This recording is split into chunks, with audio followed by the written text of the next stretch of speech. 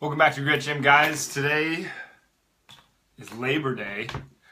I'm not quite sure. Someone can enlighten me on this. I've been asking around. Some people think that Labor Day is about women going into labor, and some people think that Labor Day is about or celebrating women who have gone into labor, and some people think that labor is about the laborers or the workforce. So you guys tell me. I don't really sure. I'm such a curious person. I'll probably look this up right after here. But so far I've just been asking people. But today the question that I got posed to me recently, me specifically, is how do you change your state? Okay, how do you change your state of being, who you are, where you are?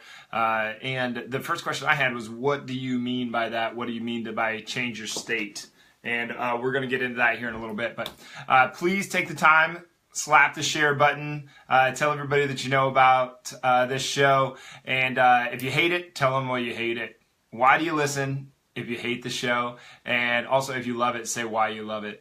We really appreciate it when you guys share this stuff out. It means the world to me. And if you like the message that we're putting out, then it means the world to somebody else that is more like you that wants to hear the same message. So why do we do this show? Because what I'm trying to do is get you to inspire your own experience. Not me inspire your experience, trying to get you to inspire the experience that you want to live. Everybody's got this certain life, this ideal scene that they want to live, and not everybody's living it, and it's really hard to have the courage to live that. I think on some level, if we go for we think in our subconscious maybe, or consciously, I don't know, but I think on some level we kind of think, oh, if I go for that dream and I fail, the dream will be gone and I won't be able to dream it anymore. But that's bogus. You know that that's not real. You know that if you go for it, you have much more of a chance. If you risk all of that, you have the chance to get it, but you never take the risk, then you are guaranteed to never get it. So this is about inspiring the experience that you want to live. We talk about the greatest resource that there possibly is. There's health, wealth, relationships, and time. And everybody tries to say that time is, or relationships are, and some people even try to say that money is, but we all know that's not the case. Money is great. Money is fantastic. There's no reason to hate money. You should like money. It provides you livelihood. It provides you ability to give back to the community. It provides a lot of really great things. You should like money, and you should tend to your relationships, and you should create as much time as you can in your life. However, the greatest resource is health.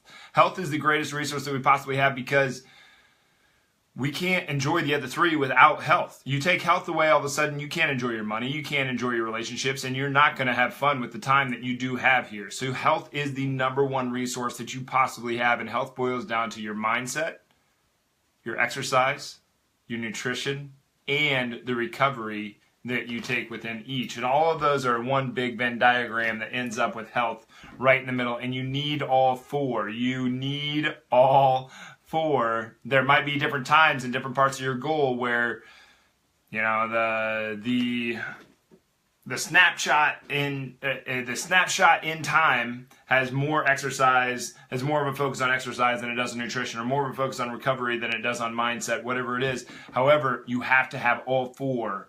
You have to have all four going on the same on the same drive. I'm not talking about balance here. I'm talking about driving both of those. You're putting the pedal to the floor, and you're trying to push your mindset to a place that you are not comfortable with. You're trying to drive as much recovery into your body, because that's where all the magic happens. You don't gain strength in the weight room. You don't gain muscle while you're in the weight room. You don't lose fat in the weight room. You don't lose fat at the kitchen table.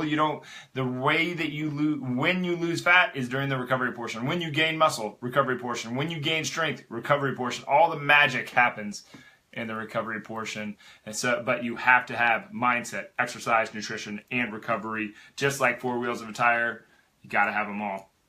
So what are you talking about today? We already said it is change your state. Okay, the question, Cindy posed this question to me. I thought it was a great question. What does that mean to you? What does state mean to you? The state of your mind. And I think what she's talking about is your presence. So let's say you're not feeling so great. What kind of a state are you in? Let's say that you're playing the victim game. You're like, oh, poor me. You're really low on energy. Someone else is to blame for all of the bad things that have happened in your life. And, you know, your state. That's a state. I'm in a state right now where I'm not like overwhelmingly energetic. I'm kind of like even keel right now for me. Sometimes people are in a really high state of alert and they're ready to go, and no matter what, they're going to push and push and push.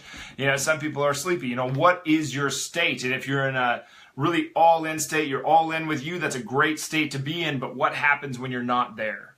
And what happens when you're not absolute all in with you at this moment? You're not extremely present. You're not living your life for everything that it is. Then you got to change your state, right? So how do you do this? I think this is an excellent question. It's a great topic. It's one that we can all get into.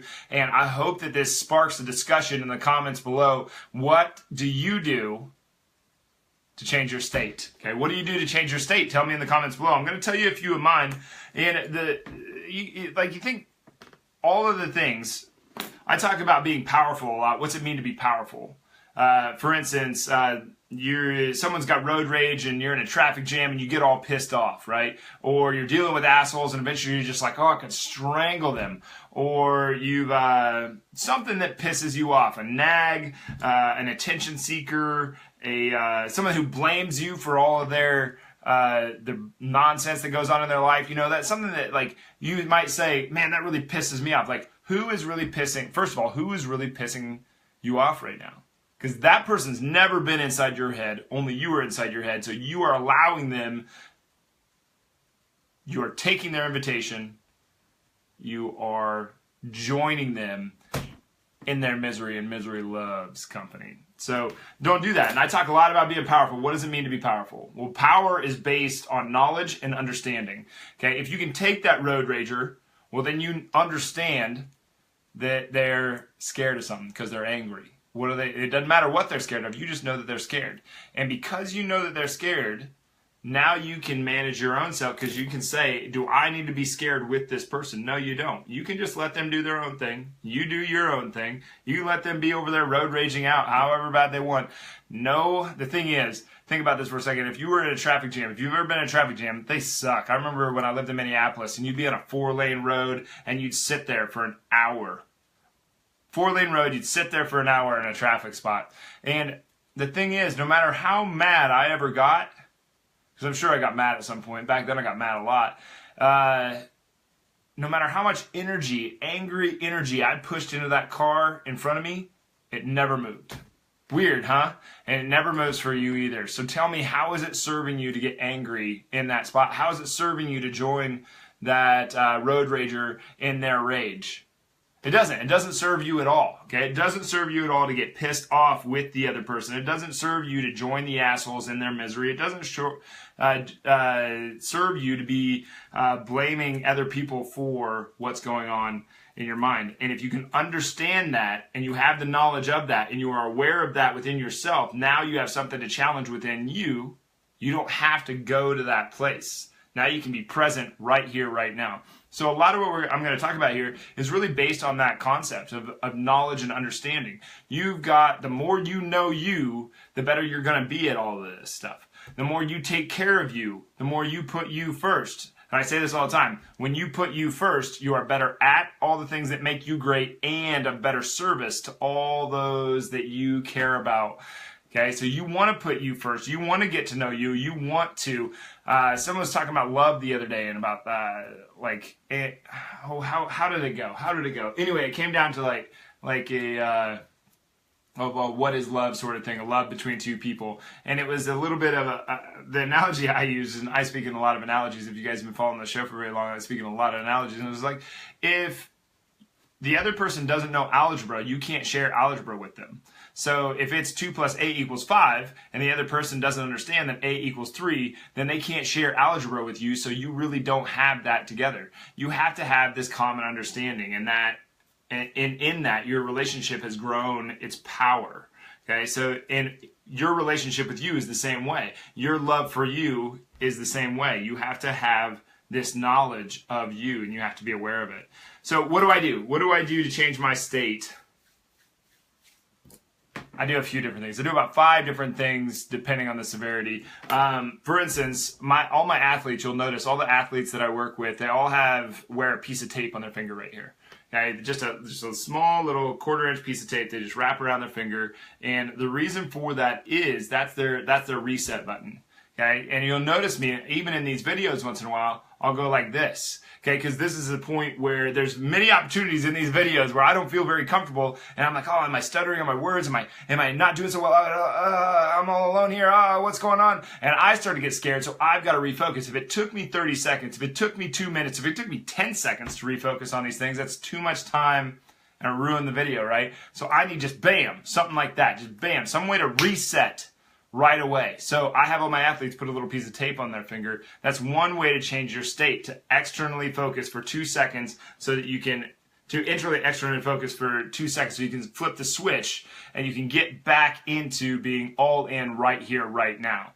You gave yourself that space, say that's in the past, now we're going forward. Now we're right now pushing forward. So I have like little, I don't wear the piece of tape on my finger. It's just kind of metaphorically there, symbolically there. I don't know what the word would be, but it's just kind of there. I just kind of tap my finger, and that's my reset button.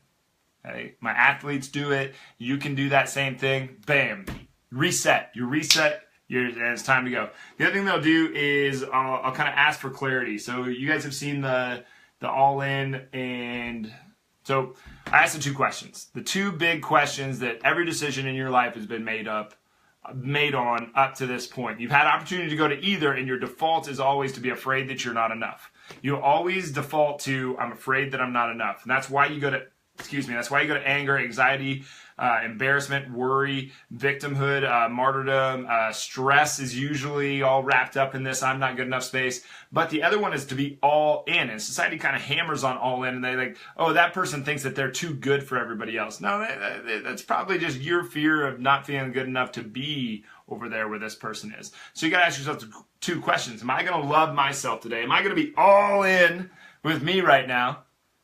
Or am I going to be afraid that I'm not enough right now? And you have to sit there and you have to ask yourself those 2 questions. That's really what's going on when I'm clicking that reset button. That's really what's going on. Am I going to be all in right now? Or am I going to be afraid that I'm not enough right now? When I start noticing, or when you start noticing that anger, anxiety, any of those, that fear of not being enough, I'm scared that I'm not enough right now, you've got to tackle that. You got to ask yourself those 2 questions, which gets into the third way that changed, the more intense way to go about this. When you're first learning about this, it's maybe do I have an extra piece of paper here? I think I do. Whoa, losing it. So you've got all in on one side, and you've got that you're afraid of not being enough on the other side. Okay? And if you find yourself angry, anxious, nervous, embarrassed, worried, any of those things, you know that you're getting scared that you're not enough. And it's very easy to go to this space. Super, super easy to go to this space. Now, what you have to do is you have to go through the whole map. Okay? If the tapping the reset button didn't work, which it might not, then you got to go to the 2 questions. Am I going to be afraid that I'm not enough today? Or am I going to be all in today? And the reason that works is the logic portion of your brain is very tied into questions. And you want to be logical in this. When you get emotional is when you get to into that fear of not being enough. Okay? One of the biggest crocs in sports is that people say, play with emotion. Yeah. If you need emotion to win every game, you are probably not very good. You need to put that emotion crap away, and you got to be a robot. You got to be a robot that has intelligence, obviously, but you got to think logic. You got to think logic. Okay, and in this case, you get emotional with in your state. You're gonna have a really hard time if you can't get logical coming back to a state where you're all in with you. So. You're afraid. So what's happening there? You got afraid that you're not enough, and so you get a couple of options there. So basically, what you get to do is you get to choose whether this fear is reasonable or unreasonable. So you're going to go 2 different directions. That's not legible. Reasonable or unreasonable. Now, which one is that? Is being angry reasonable? Is it reasonable to look at the person that you care more for than anybody on the face of the earth and say, yes, it's reasonable, I was justified, and I was righteous in getting to this angry place?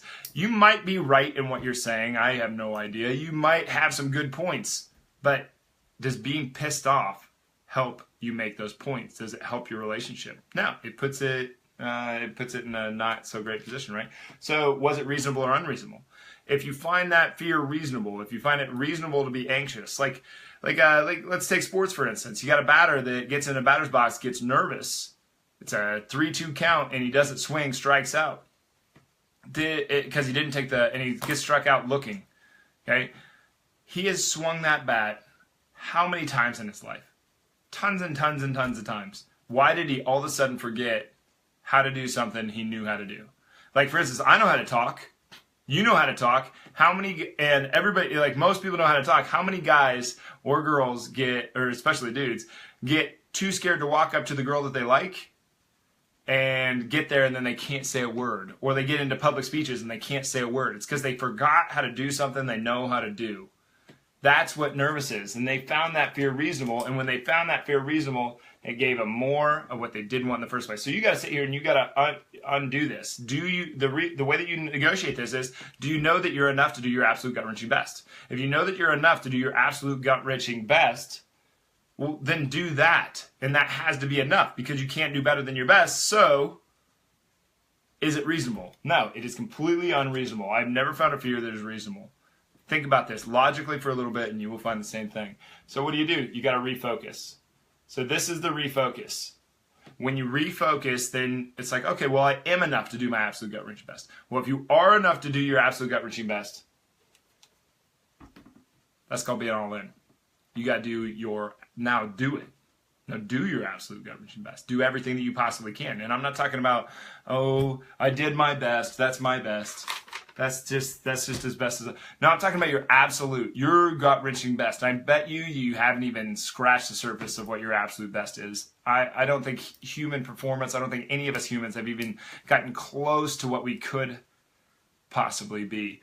But that's number 3. That's refocus. You have to ask yourself the 2 questions, and then you have to negotiate the fear that you're going through, and you have to ask yourself, are you enough? Most people already think that they're enough. Consciously, yes, you do. Subconsciously, no, you do not. We all have the fear of not being enough, and the subconscious trumps the conscious every time. It's how it goes. But what are some other ways that I've gone through? Let's say I've gone through all that, and my state is still not changed. I'm still angry, or I'm still anxious, or I'm still scared of something. And I've been here before. Believe me, like this is not something that never happens. You do it too, whether you want to acknowledge it or not. You do it too. I'll sit down and rewrite my goals in the One Life Planner. So I'll sit down, I'll just open this up, and I will find a page and I'll rewrite my goals. Okay? I'll rewrite my targets. I'll write something down that is powerful, that excites me, that gets me going. I'll write that down so that I can push forward to that, reminding myself of the lighthouse, what I am here to do, what's my purpose in life, why am I doing this? Gets you focused. Okay? Because really, what are we doing here? If you haven't seen yet, the word focus has come up a lot. When you're not in the state of mind that you want to be in, it just means that you're focused on a state of mind that isn't going to get you where you want to go, instead of being focused on where you do want to go. You do want to be all in. You do want to push forward. You do want to improve. But if you're focused on the thing that you call a distraction, but it's really just focusing on the thing that you don't want, you're going to get more of what you don't want. Whatever you focus on grows. So I rewrite the goals. Number 5 is a lot of times the hardest one in this scenario. I'll sit down and just meditate. Whether it's 1 minute, 5 minutes, 15 minutes, it doesn't really matter. 5 minutes to 15 minutes I find is kind of my sweet spot. I don't know what your sweet spot is. But what's the matter with setting a timer for 5 minutes, sitting back, closing your eyes, sitting up nice and tall on your hamstrings, not on your butt. Sitting up on your hamstrings. Inhale through your nose, exhale in and out through your nose, and try to push all that air down into your pelvis, into your low back, expanding out in 360 degrees as you're breathing. That's what you're trying to do. You're trying to take your mind off of this one thing so that you can later come back and confront it in a very logical state. You've got something in there that is stopping you from doing what you want to do. Now you've got to confront it. Okay? A lot of people will try to say catharsis or go for a run. Don't do that. Okay? Confront this thing. You don't want to run away from this. Okay? Remember, the thing about running away from something is that, especially something like this, is that no matter how far or how fast you run, there you are. And there so is the problem. The problem is already within you. The fear is always going to be there. No matter how far you run, it's always still going to be there. So you got to be careful with that one.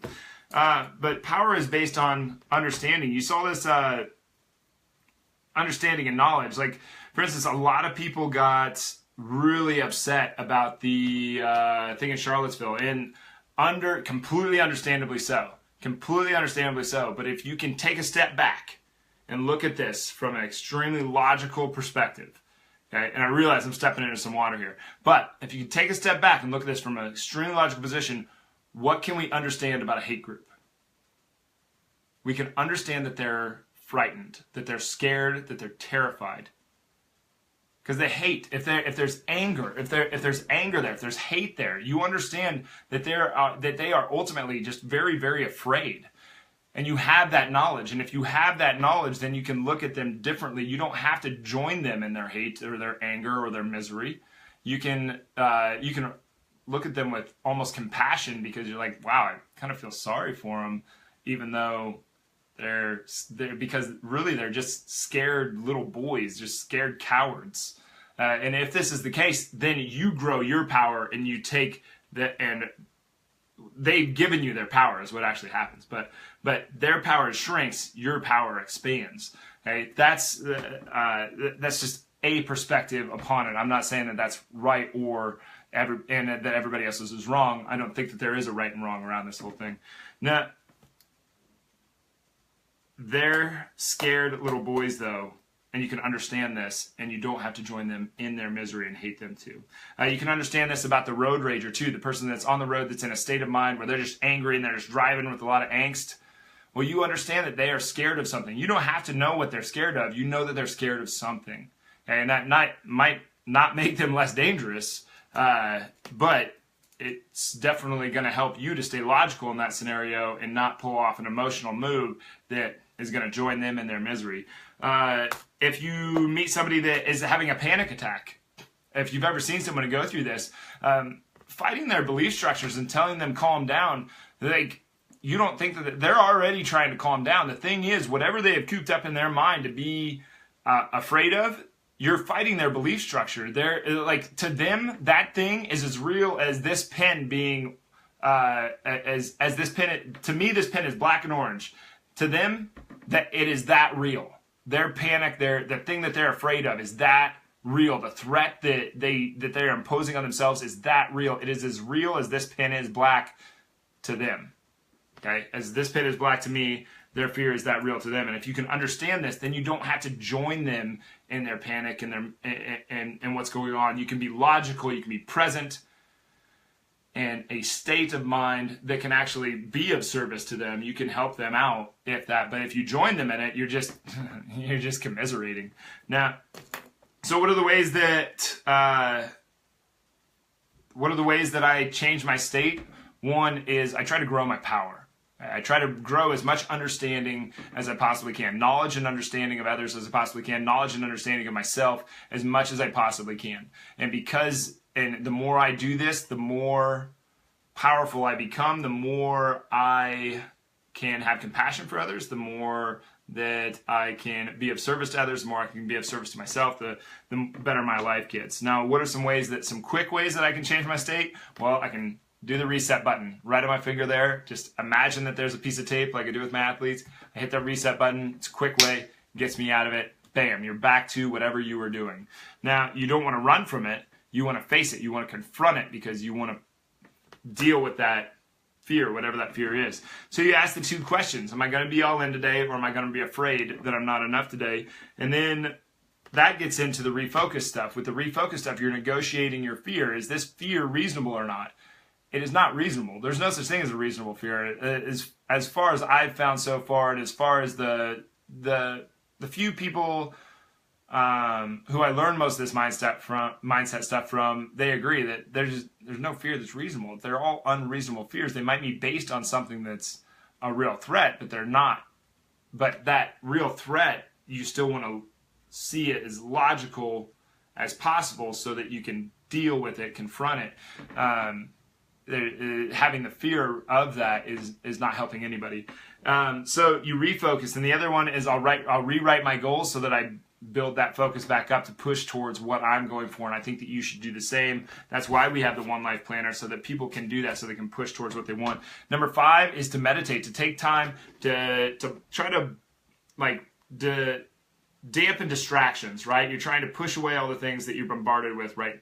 All the time. So like right now, there's some pictures up there. There's that competitive versus cooperative relationship poster that we have. There's the all in or afraid poster over here. There's some stuff on the wall, some positive reminders and things that that I try to give to myself on a daily basis. There's notes behind me.